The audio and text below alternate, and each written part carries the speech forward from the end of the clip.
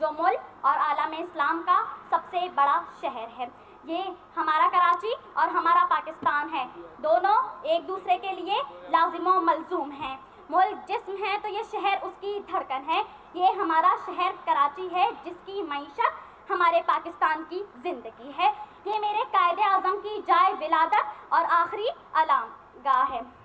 جناب صدر،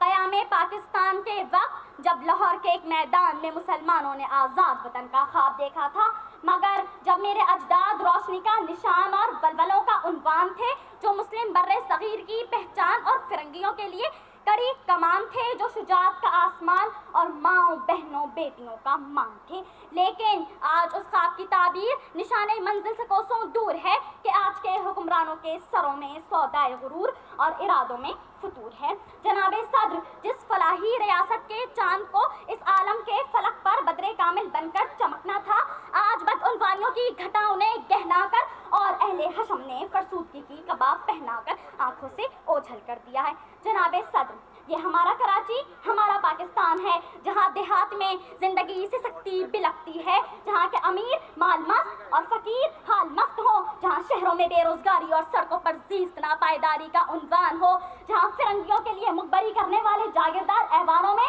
اور مذہب کے نام نہاد ٹھیکیدار ایمانوں میں دخیل ہوں، جہاں وڈیرا شاہی کو خدا کا سایہ اور مزارے کو بے مایا تصور کیا جاتا ہو۔ جناب صدر، یہ ہمارا کراچی ہمارا پاکستان ہے۔ شاید اسی کے لیے کہا تھا کہ جب کہیں بیٹھ کے روتے ہیں وہ بے کس جن کے، جب کہیں بیٹھ کے روتے ہیں وہ بے کس جن کے، اشک آنکھوں میں بلکتے ہوئے سو جاتے ہیں، ناتوانوں کے نوالوں پہ جھپٹتے ہیں عقاب، بازو تولے ہوئے منڈلاتے ہوئے آتے ہیں، جب کہیں بکتا ہے بازار میں مزدور کا گوشت، شاہراہوں پہ غریبوں کا لہو بہتا ہے، آگ رہ رہ کے جو سینے میں ابلتی ہے نہ پوچھ، اپنے دل پہ مجھے قابو ہی نہیں رہتا ہے۔ جناب صدر، یہ نقشہ ہمارے کراچی ہمارے پاکستان کا ہے، جہاں زندگی کرنا ایک عذاب، غیر مسلک کا قتل عین ثواب، طبقہ امراء کا پسینہ گلاب، جن کی دولت بے حد و حساب، عوام میں بے چینی و اضطراب، حکمراں مست خواب اور مغربی مداخلت بے حجاب ہے۔ بندائے مزدور کو جا کر میرا پیغام دے، بندائے مزدور کو جا کے میرا پیغام دے، خضر کا پیغام کیا ہے یہ پیام کائنات، مکر کی چالوں سے بازی لے گیا سرمایہ دار، انتہائے سادگی سے کھا گیا مزدور مار، دستے دولت آفرین کو مزدیوں ملتی رہی، اہل ثروت جیسے دیتے ہیں غریبوں کو زکات۔ جناب صدر، شاعر مشرق نے صرف اسی پر بس نہیں کیا، شاید انہیں بھی خبر تھی کہ ان کے پاکستان میں سرمایہ داری کا عفریت اپنی پوری حشر سامانیوں سے جلوہ گر ہوگا، جہاں مزدور کی ہڈیاں نچوڑ کر چند ٹکے اس کے ہاتھ پہ رکھے جائیں گے، کھیت مزدور لانے جبیں کو ترسے گا۔ شاید اسی کے لیے کہا تھا کہ سلطانی جمہور کا آتا ہے زمانہ،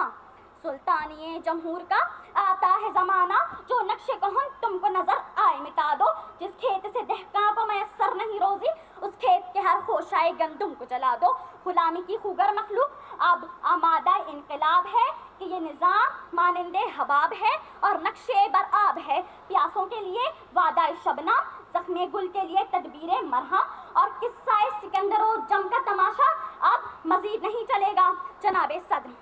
جس شہر اور جس وطن کے قیام میں جناح کی وکالت، بہادر یار جنگ کی خطابت، لیاقت علی خان کی دولت، سر حمید اللہ فرما روائے بھوپال کی امارت، راجہ صاحب محمود آباد کی ریاست، 1857 کی بغاوت اور دنیا بھر کے مسلمانوں کی دعائے نیم شبی کی ریاضت آئی ہو، کبھی ناکام نہیں ہو سکتا۔ ہندوستان کا ہر شہر برباد اور مسلمانوں کے لیے شہر بیداد ہوا تو ہمارا کراچی آباد ہوا۔ یہ بر صغیر کے عالی دماغوں کی جولانگاہ اور بے نوا اہل وطن کی پناہ گاہ ہے۔ نئی نسل اس کے خلاف اغیار کو کامیاب ہونے نہیں دے گی۔ کچھ اہل ستم کچھ اہل حشم میں خانہ گرانے آئے تھے، کچھ اہل ستم کچھ اہل حشم میں خانہ گرانے آئے تھے، دہلیز کو چوم کے چھوڑ دیا جب دیکھا یہ پتھر